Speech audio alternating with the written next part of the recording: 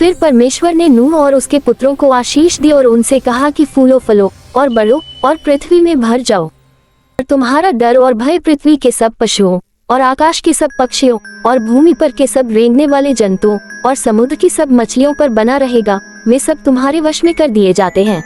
चलने वाले जंतु तुम्हारा आहार होंगे। जैसा तुमको हरे हरे छोटे पेड़ दिए थे, वैसा ही अब सब कुछ देता हूँ। मांस को प्राण समेत अर्थात लोहू समेत तुम न खाना। निश्चय मैं तुम्हारा लोहू अर्थात प्राण का पलटा लूंगा। सब पशुओं और मनुष्यों दोनों से मैं उसे लूंगा। मनुष्य के प्राण का पलटा मैं एक एक के भाई बंधु से लूंगा।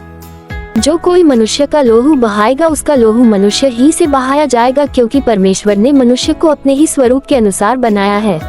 और तुम तो फूलो फलो और बढ़ो और पृथ्वी में बहुत बच्चे जन्मा के उसमें भर जाओ। फिर परमेश्वर ने नूह और उसके पुत्रों से कहा, मैं तुम्हारे साथ और तुम्हारे पश्चात जो तुम्हारा वंश होगा उसके साथ भी वाचा बांधता हूँ। सब जीवित प्राणियों से भी जो तुम्हारे संग है, क्या पक्षी, क्या घरेलू पशु, क्या पृथ्वी के सब बनेले पशु, पृथ्वी के जितने जीव जंतु जहाज से निकले हैं, सबके साथ भी मेरी यह वाचा बंधती है।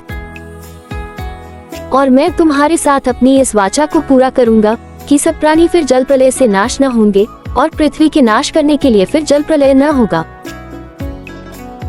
फिर परमेश्वर ने कहा, जो वाचा मैं तुम्हारे साथ और जितने जीवित प्राणी तुम्हारे संग हैं, उन सब के साथ भी युग युग की पीढ़ियों के लिए बांधता हूँ, उसका ये चिन्ह है कि मैंने बादल में अपना धनुष रखा है। वह मेरे और पृथ्वी के बीच में वाचा का चिन्ह होगा।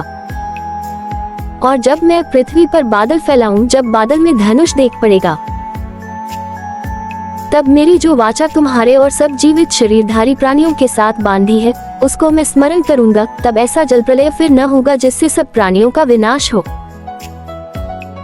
बादल में जो धनुष होगा, मैं उसे देख के ये सदा की वाचा स्मरण करूंगा, जो परमेश्वर के और पृथ्वी पर के सब जीवित शरीरधारी प्राणियों के बीच बंधी है। फिर परमेश्वर ने नूह से कहा, जो वाचा मैंने पृथ्वी भर के सब प्राणियों के साथ बांधी है, उसका चिन्ह यही है। नूह के जो पुत्र जहाज में से निकले, वे शेम, हाम और येपेत थे, और हाम तो कनान का पिता हुआ। नूह के 3 पुत्र ये ही हैं, और इनका वंश सारी पृथ्वी पर फैल गया। और नूह किसानी करने लगा, और उसने दाख की बारी लगाई, और वह दाख मधु पीकर मतवाला हुआ, और अपने तंबू के भीतर नंगा हो गया। तब कनान के पिता हाम ने अपने पिता को नंगा देखा, और बाहर आकर अपने दोनों भाइयों को बतला दिया। तब शेम और येपेत दोनों ने कपड़ा लेकर अपने कंधों पर रखा, और पीछे की ओर उल्टा चलकर अपने पिता के नंगे तन को ढांप दिया। और वे अपना मुख पीछे किए हुए थे, इसलिए उन्होंने अपने पिता को नंगा न देखा। जब नूह का नशा उतर गया, तब उसने जान लिया कि उसके छोटे पुत्र ने उससे क्या किया है। इसलिए उसने कहा, कनान शापित हो, वह अपने भाई बंधुओं के दासों का दास हो। फिर उसने कहा, शेम का परमेश्वर यहोवा धन्य है, और कनान शेम का दास होवे। परमेश्वर येपेत के वंश को फैलाए, और वह शेम के तंबुओं में बसे, और कनान उसका दास होवे।